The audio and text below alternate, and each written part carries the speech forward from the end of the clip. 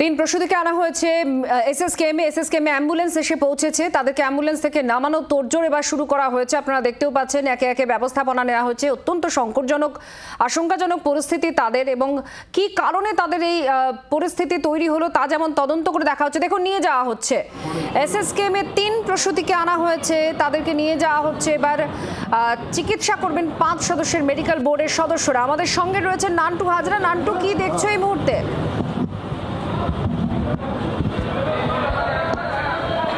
দেখো, এই মুহূর্তে কিন্তু একজন প্রসূতি, তাকে কিন্তু নামানো হলো অ্যাম্বুলেন্স থেকে। একেবারে অলাও কিন্তু সঙ্গে রয়েছে একেবারে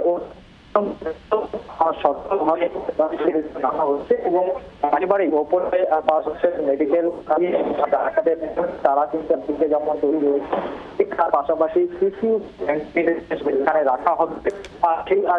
কিন্তু একরকম করেছে মূলত আগেই এই দিন একেবারে গ্রিন করিডর করে মেদিনীপুর। তুমি সঙ্গে থাকো। আপনারা দেখতে পাচ্ছেন এই মুহূর্তে একে একে ব্যবস্থা নেওয়া হচ্ছে, কারণ তিনজন যে প্রসূতি তাদের অবস্থা আশঙ্কাজনক।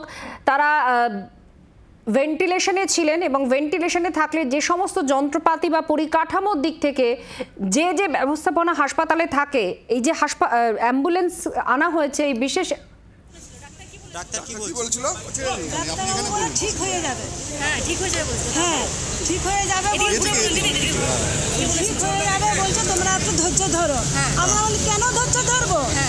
আমার যেমন প্রেশার ছিল যে সেটা কথা বলছিল, সেটা কেন বলে সেটা আমরা বলছি। ডাক্তার বলে হয়ে যাবে, শুধু এমনি করে বলছে, আর কিছু বলে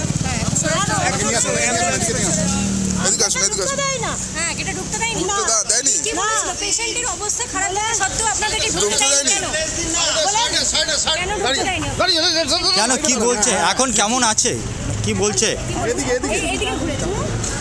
এলাম তো সেটা হচ্ছে তো পেটে একটু ফাঁকা লাগছে, অসুবিধা বলছে।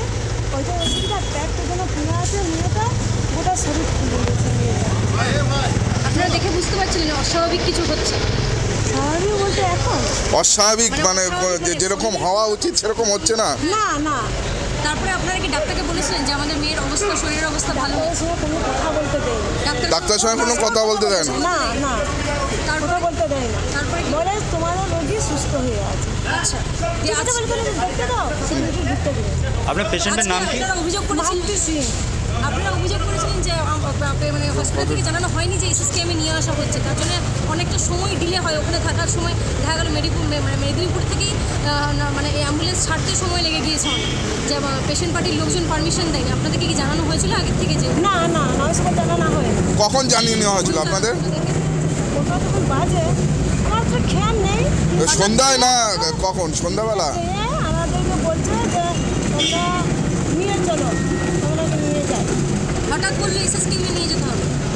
হ্যাঁ, হঠাৎ বললো কলকাতায় নিয়ে যেতে হবে। হ্যাঁ, কেন কিছু জানিয়েছিল যে কেন কলকাতায় নিয়ে যাচ্ছি? তোমাদের ভালো করার জন্য নিয়ে যাচ্ছি। ভালো করার জন্য নিয়ে যাচ্ছি। আর পেশেন্টের কি কি সমস্যা আছে এখন? কি কি সমস্যা? এখন সমস্যা বলতে মায়ের সিজার তো, পেটটা ওই যে আসার সময় পেটের যন্ত্রণা হচ্ছে, আবার বমি করছিল, আর হচ্ছে তোমার পেটটা ফুলে আছে, গোটা শরীরটা ফুলে আছে। আর কিছু বলতে পারছি না। বাচ্চা ওখানেই আছে? বাচ্চা বাড়িতে রেখে দিয়ে আসছি। চলো ওইখানকে আমাকে নিয়ে চলো একটু, আমার ব্যাগ আছে ওই গাড়ির মধ্যে, ছেড়ে দিবে তো। আপনারা শুনছিলেন মাম্পি সিং, তার আত্মীয়। তিনি বলছিলেন যে পেটে ব্যথা, বমি এই সমস্ত তার মাম্পি সিংয়ের হচ্ছিল, আর ধীরে ধীরে তারপরেই পরিস্থিতি খারাপ হয়। আর এই মুহূর্তে এসএসকেএমে নিয়ে আসা হয়েছে। ডাক্তাররা বারবার তাকে বলেছেন যে ঠিক হয়ে যাবে আপনার পেশেন্ট, এই আশ্বাস তো করেছেন, তাদেরকে এই আশ্বাস দেওয়া হয়েছে। এখন এসএসকেএমে নিয়ে আসা হয়েছে তিনজন রোগীকে, তিনজন প্রসূতিকে।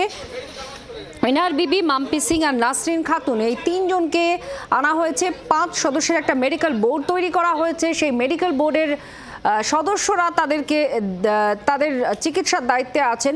এদিকে যে তদন্ত কমিটি তৈরি করা হয়েছে, যে কি কারণে এই প্রসূতিদের অবস্থা এতটা খারাপ হলো, সেই তদন্ত কমিটির যে প্রাথমিক রিপোর্ট, সেই রিপোর্ট ইতিমধ্যেই জমা পড়েছে স্বাস্থ্য সচিবের কাছে, কিন্তু চূড়ান্ত রিপোর্ট সেটা সোমবার জমা পড়বে। বাংলার আওয়াজ, বাঙালির আবেগ, জি 24 ঘন্টা।